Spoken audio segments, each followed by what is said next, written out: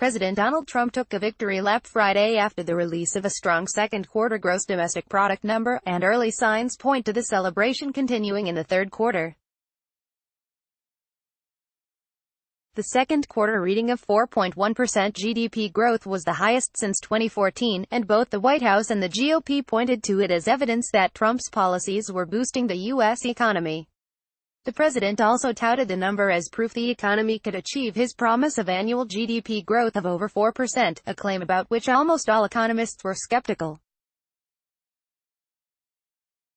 While Friday's release was substantial, many economists pointed to short-term factors that could fade in future quarters, like a huge boost in soybean exports ahead of Trump's tariffs, or fiscal stimulus from the federal budget.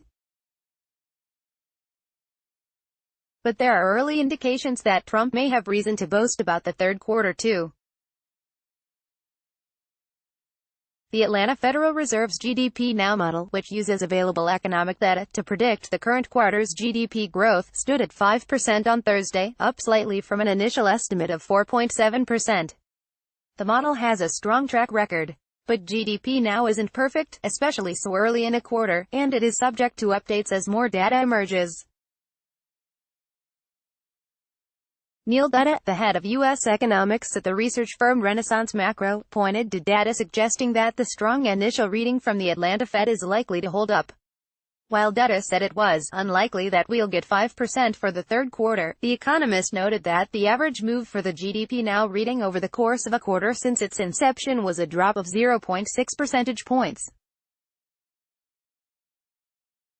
Based on the initial estimate, that would put the final third-quarter GDP Now estimate at 4.1%, which would be on par with the second quarter and one of the highest post-recession readings.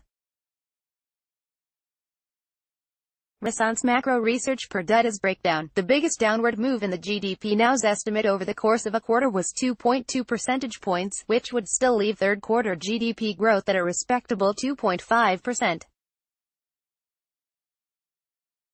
On the other end, the largest upward move was 1.5 percentage points, so an equal move from the initial estimate would put the third quarter at 6.2%.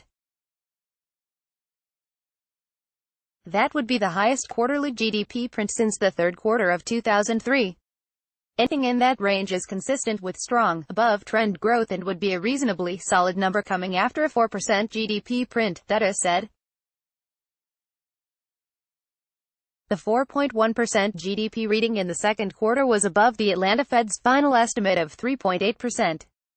Trump, for his part, is already banking on a big third-quarter reading, set to be released October 26. "I happen to think we're going to do extraordinarily well in our next report," Trump said at a press conference Friday.